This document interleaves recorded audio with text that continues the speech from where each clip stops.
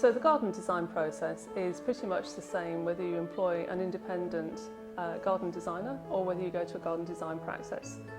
The whole process will remain pretty much the same. So the first thing we need to do as designers is to gather a lot of information.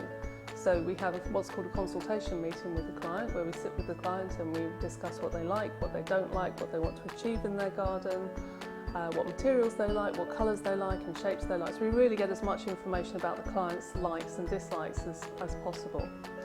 The next bit of information that we need is done via a survey. We need to know everything there is to know about the site. Some designers will do the survey themselves and some will ask a professional surveyor to do the work.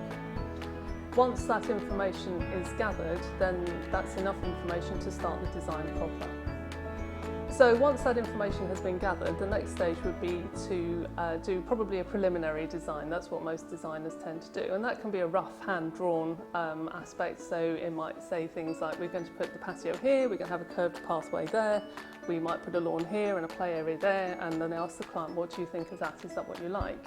And then based on the feedback from the client, we then go on to produce either a presentation plan or layout plan. Now this shows the way the garden is broken up, and it shows all the different dimensions of various areas. It relates to anything that is hard, so paving, retaining walls, steps, buildings, structures, all those are shown on the layout and presentation plan. Once that is agreed and approved by the client, then we give our full attention to the planting, and we do what is called planting plan, which is a drawing that shows all the plants that are intended to use.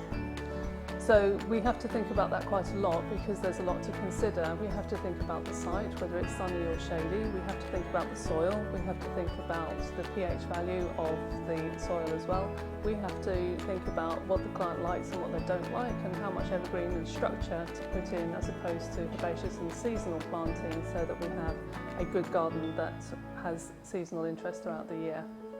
So the final stage of the design process is to put the design out to tender and actually get some quotes in so that the garden can be built. This information is based on the design that has been approved by the client, and then we have to include additional information for the landscaper. So this is done through drawings and documentation, and is done through a site visit with the landscaper as well. Generally, schemes are given out on 3 to 4 landscapers so that we can make good comparisons between their quotes, which is quoted on a like-for-like basis.